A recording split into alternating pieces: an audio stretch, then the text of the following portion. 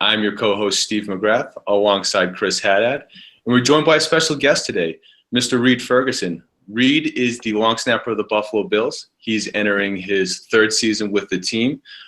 Before playing professionally, he was at LSU for 4 years, where he was the starting long snapper for all 4 of those years.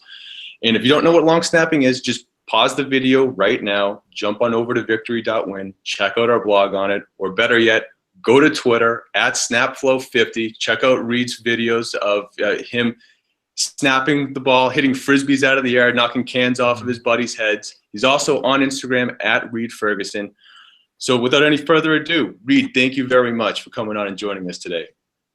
Thank you guys for having me. I really appreciate it. So Reid, of course, now you're in the NFL, but before that, long snapping is a little bit of a niche position. Can you just bring us back to, how old were you when you figured out that you had a skill that, not many guys are really, even trying at a young age, and sort of how did that blossom into being a road that ultimately led you to where you are today?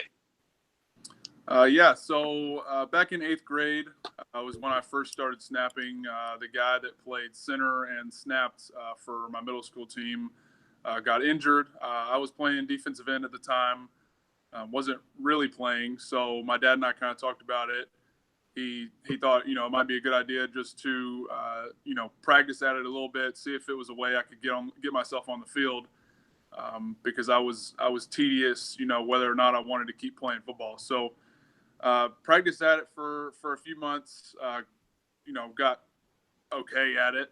Figured I would give it a shot in practice, and started going to some camps, got the job on the freshman team, first year of high school, and then kept going to camps throughout college, around the country, and then got the job when I moved schools over to Buford after my freshman year, snapped there for a few years, and then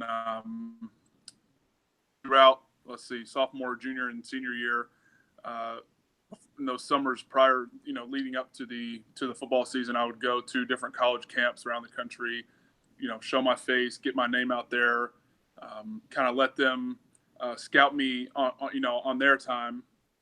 And it led to 2 scholarship offers, one from LSU and one from Tennessee. And also had one from San Diego State, but I figured that was too far away. I didn't want to go all the way out. I didn't want to go all the way out there, but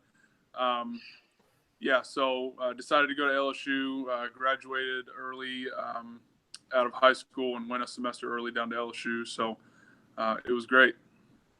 Awesome. I wanted to ask next. So you had 2 scholarship offers. You're the number 2 long snap recruit in the entire country. Now, I don't know how many long snappers are getting scholarship offers right out of high school, but you're obviously good enough to have a few of them. It's down to LSU and Tennessee, like you just said. How did you actually go about picking which one was best for you? So, kind of funny story. Both my parents actually went to Tennessee. My dad is my mom is from Alabama. So, but really pressure me that much into, going to Tennessee. They wanted me to do what I wanted to do and what I felt was best for myself. So they were really supportive in that kind of recruiting journey, if you will. But I think one of the biggest things, I knew I wanted to go out of state. I didn't want to stay in Georgia. I wanted to kind of venture out into another place and kind of learn about different cultures and stuff like that. So I think what really hooked me about LSU, one was Les Miles. I played for him when I was there. Incredible coach. Taught me a lot of things about being, growing up and becoming a man, as well as playing football on the field. But Tennessee was kind of going through a rough time when I was getting recruited. So, everybody wants to win. And, ultimately that played a big part in my decision as well.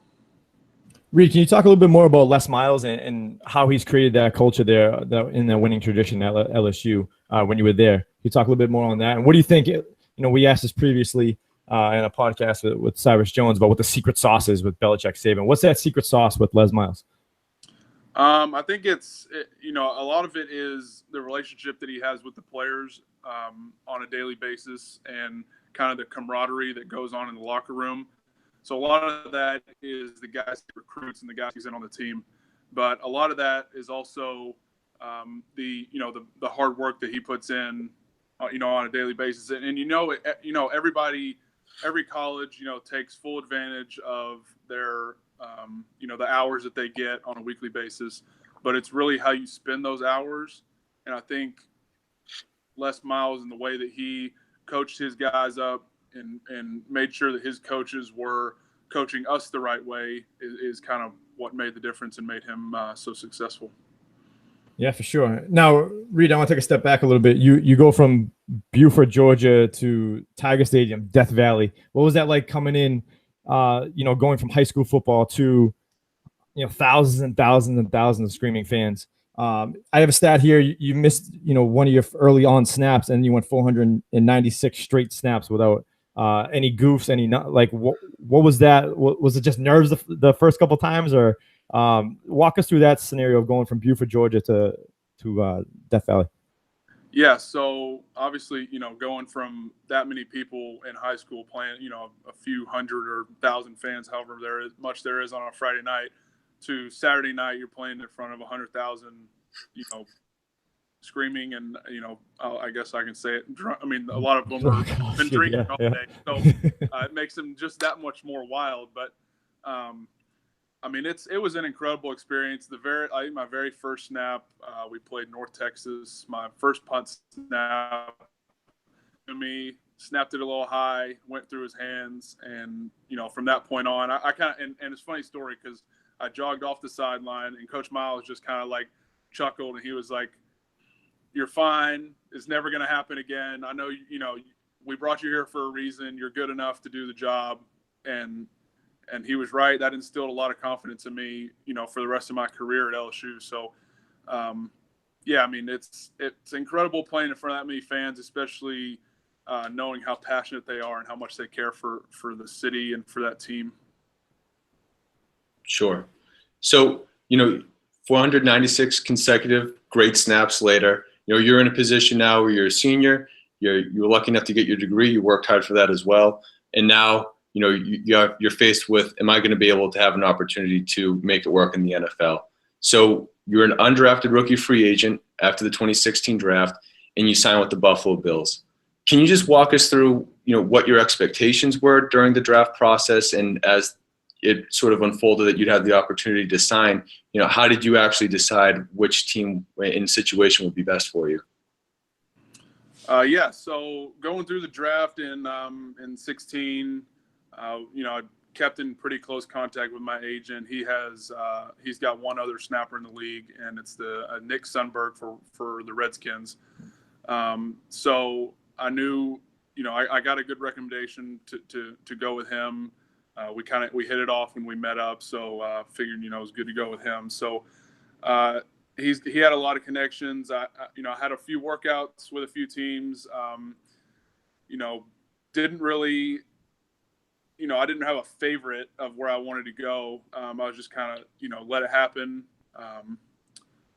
So after the draft, was waiting on a call. Got a call from Buffalo, and also got a call from the Redskins, and they were both offering me similar deals. The Redskins wanted to bring me in basically for like the rookie mini camp to try out and see if they wanted to sign me and keep me for training camp. And the Bills were offering me a training camp spot. So, and for a chance to compete with the guy they had before me. So that made it pretty clear to me. I didn't want to go up again in Washington and go up against the guy that my agent already had. So I figured Buffalo was the best option for me. And it's Reid, Reid, I got to ask, Georgia, LSU, Buffalo, that weather conditions are like night and day right there. Talk to me about going from sunny and sweating to those brutal winters up in Buffalo. Yeah, it's something that comes up in conversation a lot. I'm going from one extreme. You've got 10 months of summer to down in Louisiana and Atlanta too. It gets pretty hot down in Atlanta, to Buffalo, where it never really gets super hot, but the winters are pretty brutal. So it's just something, I don't know if you ever get used to it. I know you don't really get used to it, the heat in Louisiana. So, the cold, it's not bad. I mean, I don't mind it. I like having, defined seasons, I guess, throughout the year, but you just got to bundle up when it gets cold. Yeah, it's I can't imagine going from hot like that to our headquarters is based in Massachusetts, so we get a little bit not as extreme as it is in Buffalo with the winters, but it's pretty bad up here. But I can't imagine going from hot to freezing cold like it is in Buffalo. Just make sure you stand near the heaters on the sideline. That's it, right? Those heated benches too. Okay, so you get picked up in 16. Rex Ryan was your coach? Yeah, for the first year I was here. Yep. So I'm sure you have a Rex Ryan story, or what was it like playing for Rex Ryan? We see him, everyone got a taste of it with the Hard Knocks that he was on with his famous line, let's go get a goddamn snack, right? I'm sure he was kind of happy. He's got that strong personality I think a lot of guys glue to, or some guys shy away from. Is he what he's portrayed in the media to be, or is he a little bit more laid back behind the scenes? He's definitely, I would say he's pretty laid back. He definitely takes, a lot of the flack in the media. I think that's what, taking the blame for the players, I guess, in a sense. And that's why a lot of players like playing for him, because, he'll take the blame before he lets the players take the blame. So, and I was on practice squad for basically that whole season. So I didn't actually play. I wasn't on the active roster. Didn't actually play in any games until last season. So, but being there on the team, getting to practice under him every day, he was fun to play for. But let's see. I'm trying to think of a story. I think the one story I would have, an article came out. So a beat reporter up here had called me up and wanted to ask me a few questions, and I shared with him a story about how Rex didn't know who I was until like a month after I was there. So he saw me in the hallway, introduced himself, and I didn't make it known, but I didn't share it with too many people, but I always thought that was funny. He either I was doing my job right or yeah, right. He didn't have to yell at you. Yeah, right. Radar. Exactly. So Rex Ryan leaves, the Sean McDermott era begins. How has he come in and changed the culture of Buffalo and getting you guys back on the right track of the rich history that Buffalo has? Yeah, so Coach McDermott's been great. He came in and he instilled, his phrase of playoff caliber. And that's basically, in everything that we're doing, practicing, nutrition, working out, whatever we're doing outside of the facility, we want it to be, we want everything to be building towards, towards the team and towards making the team successful and being accountable for everybody around you. So, that's probably the biggest thing I would say is is the accountability aspect and making sure that you're always, putting yourself in a situation to perform at your highest level, so the other guys on the team can count on you. Got it. Cool. So, Reid, I got to ask, of course, you're always going to be judged by, can you snap the ball? Can you get the ball to the placeholder, to the punter? But how important is it to you? And it's okay if it's not important at all, but when you actually snap the ball, what's the expectation for you to try to get downfield and get a tackle? Is that something that you pride yourself on? Because I know we saw that you were on the stat sheet last year for recording a tackle. But what's the mindset of once the snap is done, trying to get up, get downfield, and do something to help the team again? Yeah, so that's kind of third, I would say, on the list of priorities during a play. I would say it's definitely, snap first, and then making sure I block my guy second, and then, just trying to put, and like I said before, trying to put myself in the best situation to make a play. Usually I'm, not the first one down there. But, just trying to put myself in a good situation. Sometimes I'm a little further behind on the play. I can kind of read, see where the returner catches the ball, see, how the lanes are opening up, and see if I can fill any holes. And, if he runs if I can have the opportunity to make a tackle, then I'll give it my best shot. Got it. I also wanted to ask, what's the mindset of a long snapper? Potentially, you're on the sideline for 90+% of the game. So how do you just continue to keep yourself focused and, just even in practice, how do you go about making sure that singular motion that you're doing, you can always do it right every single time? Right. So, a lot of what goes into, and just being a specialist in general is you got to fall in love with the mundane aspect of the position and just doing the same motion over and over and over again until you perfect it. And then you do it a couple more times. So, but I mean, especially during a game, a lot of how we spend our time on the sidelines is myself, Colton, and Steven. We're constantly talking about situations, what might happen on this drive, what do we have to be ready for, how much time's left, there's a situation for just about every part of the game. So we have to be, locked in and make sure we're understanding when we go out on the field, what the situation is, where the down and distance is, where are we on the field, and what we're trying to accomplish, and then go out and do it. So sounds like you guys are obviously really close when it comes to on the field. Off the field, though, are you guys just as close? I feel like you guys have to be like the tightest unit on the team. Yeah, we're pretty. Yeah, I would say we're definitely one of the closest units. I live with my punter Colton. Steven's got his family and his baby that he had last year, so he kind of does his own thing a lot of the time off the field. But when we're at the facility, we're always spending time together. We're always we'll eat together, work out together. Pretty much do a lot of the stuff around the facility as a group. Got it. I did want to bring up, going through your Twitter feed, we saw that you had a incredibly interesting blog that you wrote relating to a trip that you had done to the Angola prison. Just for the people that may not be aware, can you just sort of explain, earlier this year, what it was that you had done and just some of your takeaways from it? Yeah, so went down to Angola. I think it was first week of March. Our team chaplain, who used to be, used to be in Chicago, worked with the Bears for a while. There's a church there that he works with, and they brought a group along with a few NFL players from around the league, some from Buffalo. Had a guy from the Saints, a guy from the Bears. There's probably about 40 of us that went down to Angola for a couple days. And we kind of walked around and basically just ministered and, tried to, talk to and